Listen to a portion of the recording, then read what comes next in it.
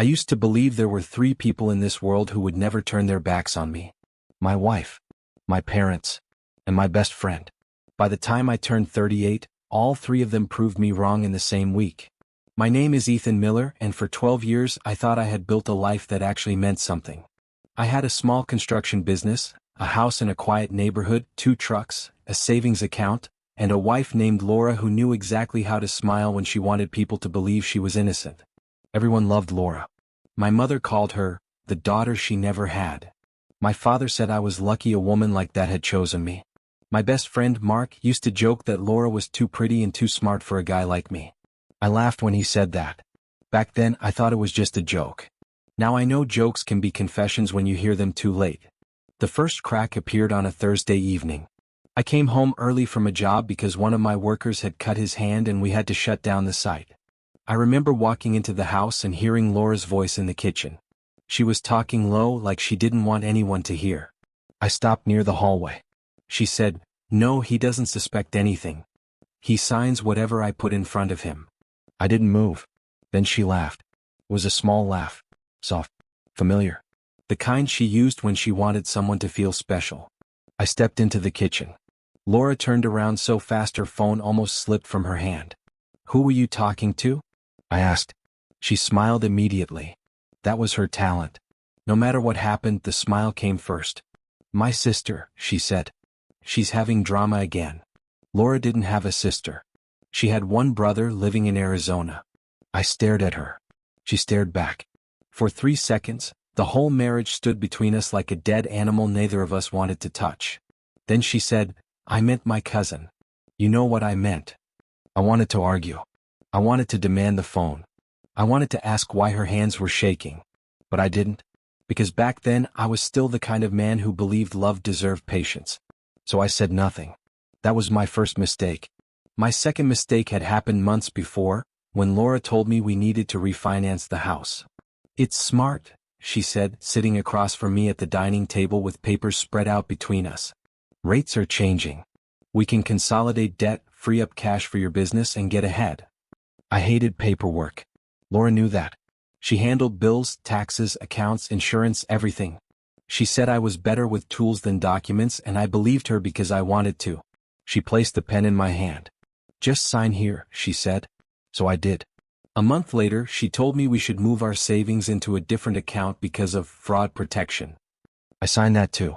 Then she said the business needed to be reorganized for liability reasons. I signed again. Every time I signed, I thought I was protecting my family. I didn't understand I was handing her the keys to destroy me. 2 weeks after that phone call in the kitchen, I woke up to an empty side of the bed. Laura's closet was half empty. The framed wedding photo on the dresser was gone. At first, I thought she had left for a trip and forgotten to tell me. Then I saw the envelope on the kitchen table. My name was written on it in her neat handwriting. Inside were divorce papers. Under them was a note. "Ethan, don't make this harder than it needs to be. You know what you did." I read that sentence over and over. You know what you did. I had no idea what she meant. Then my phone buzzed. It was a notification from the bank. Account balance, $47.18.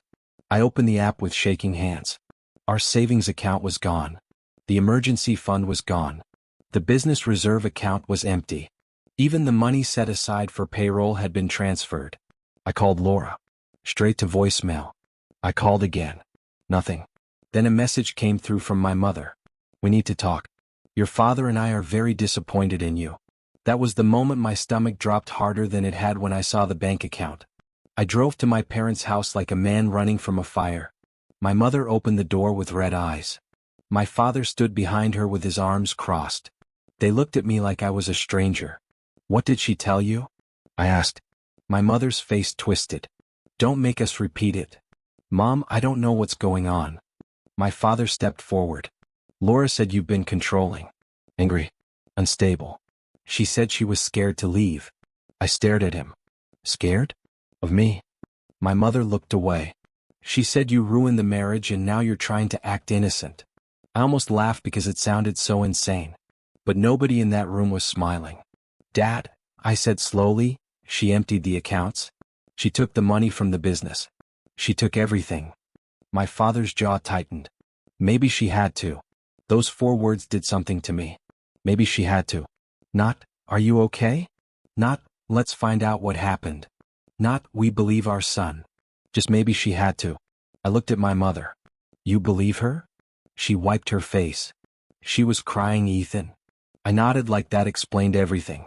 Laura cried, so I was guilty. Laura trembled, so I was dangerous. Laura told a story first, so mine no longer mattered.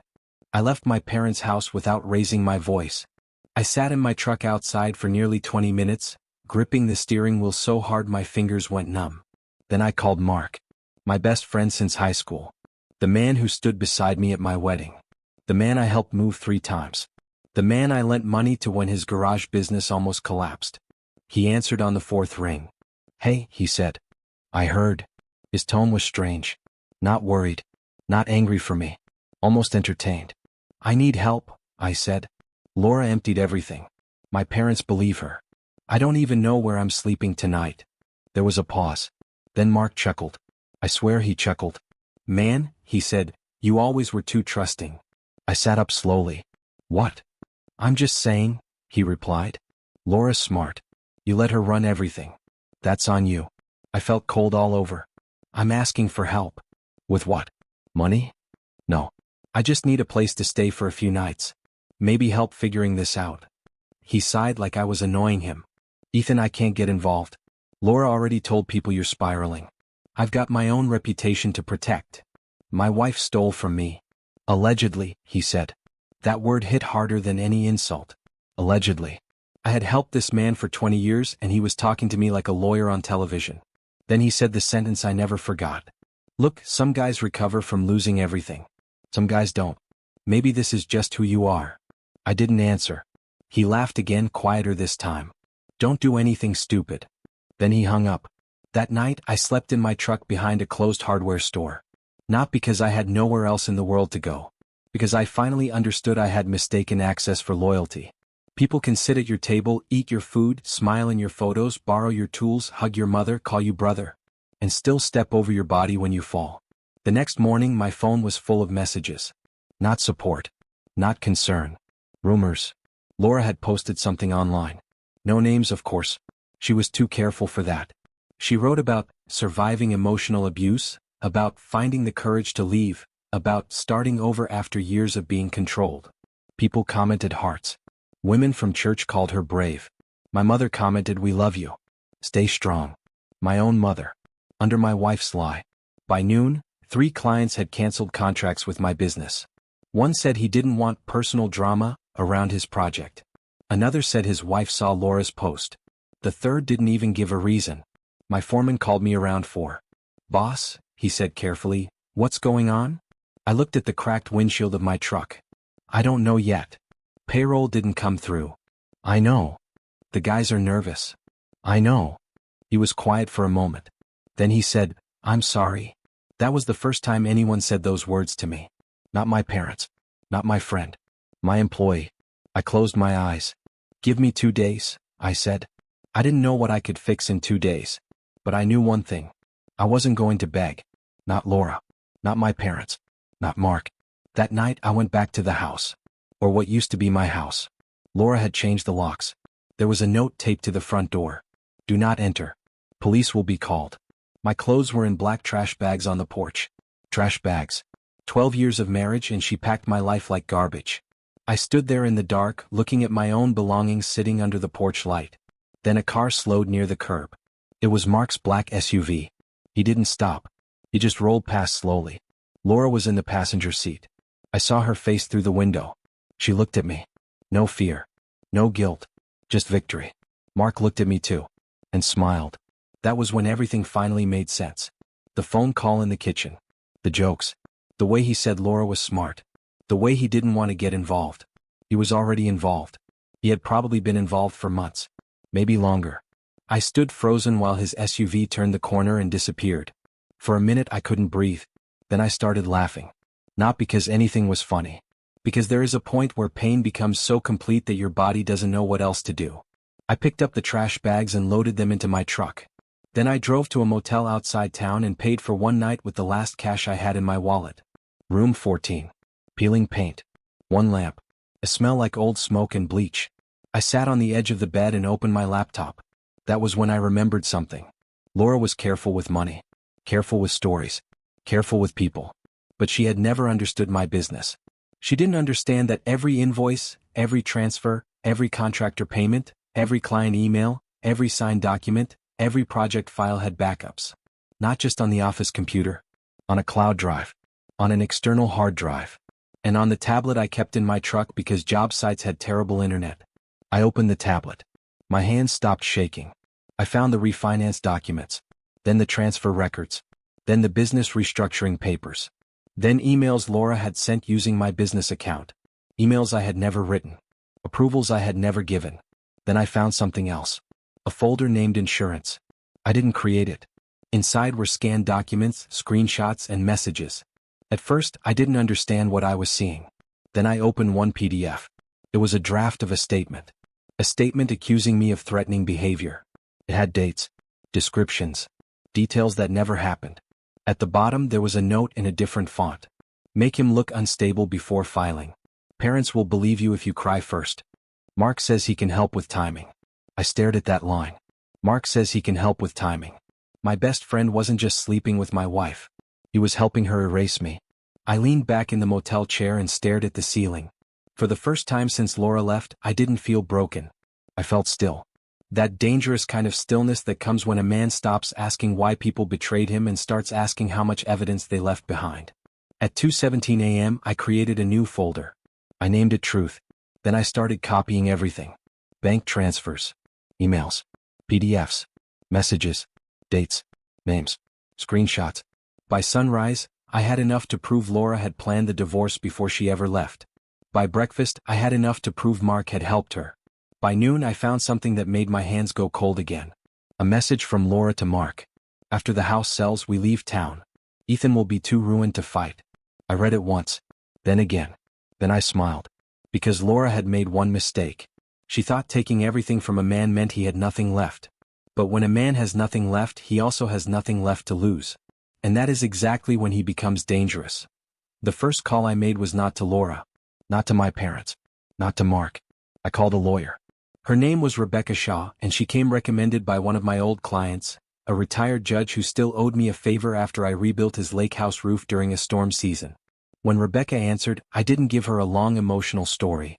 I just said, my wife cleaned out my accounts, filed for divorce, accused me of things I didn't do, and I found proof she planned it with another man. There was a short silence. Then she said, do not contact her. Do not threaten anyone. Do not post online. Save everything and come to my office. So I did. I walked into her office wearing the same clothes I had slept in at the motel. My eyes were red, my face looked like I had aged 10 years overnight, and I carried a black backpack full of hard drives, printed papers, and the tablet from my truck. Rebecca didn't judge me. She just listened. For almost 2 hours I showed her everything. The transfers. The forged emails. The documents Laura had made me sign. The draft statement. The message from Laura to Mark. Parents will believe you if you cry first. Rebecca read that one twice. Then she slowly took off her glasses and said, Ethan, this is not just a divorce anymore. I looked at her. What is it? It's a pattern, she said. Financial manipulation. Possible fraud. Defamation.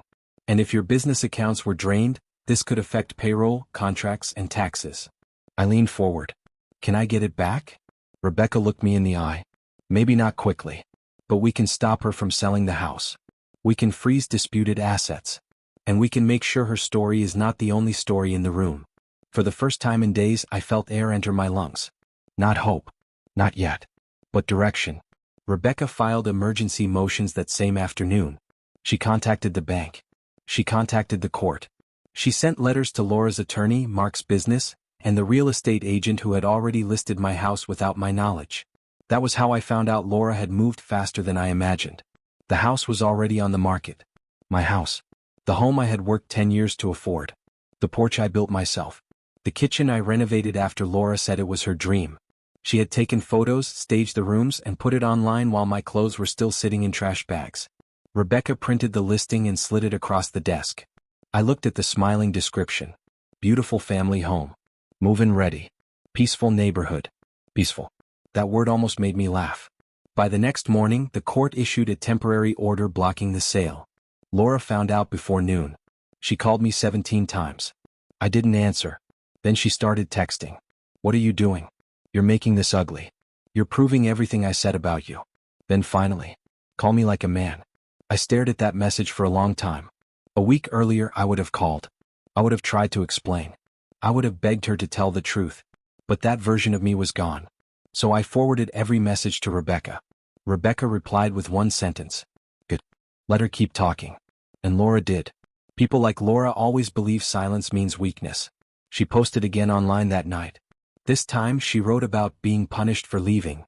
She said I was trying to take her home away. Her home. The comments filled up again. My mother commented again. "We are praying for you." I screenshotted it. Not because I wanted to hurt my mother, but because someday she needed to see what she had chosen. 2 days later, I walked into court for the emergency hearing. Laura was already there. She wore a soft beige coat, no heavy makeup, hair pulled back, eyes watery like she had practiced in the mirror. Mark sat behind her. My parents sat 2 rows back. On her side.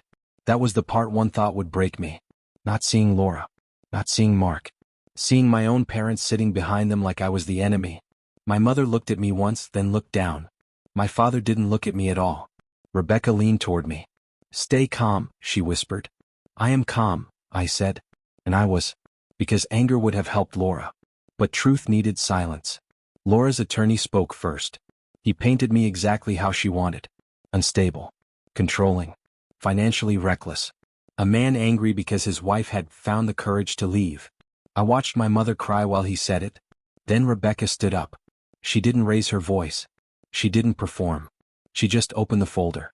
One document at a time, she showed the court the transfers from the business account. Then the emails sent from my account while I was documented on job sites. Then the refinance papers. Then the draft accusation statement. Then the line. "Parents will believe you if you cry first. Mark says he can help with timing." The courtroom went silent. I didn't look at Laura. I looked at my parents. My mother's face had gone white.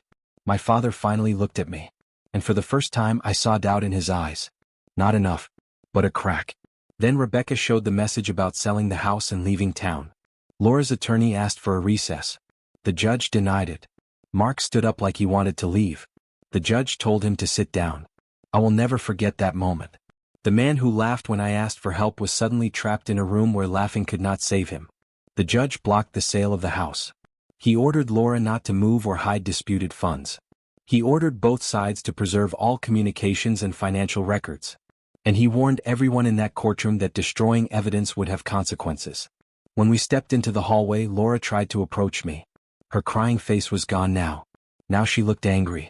"You ruined me," she whispered. I looked at her for the first time. "No," I said. "I found the receipt." Mark stayed behind her, pale and silent. My mother stepped toward me. "Ethan." I kept walking.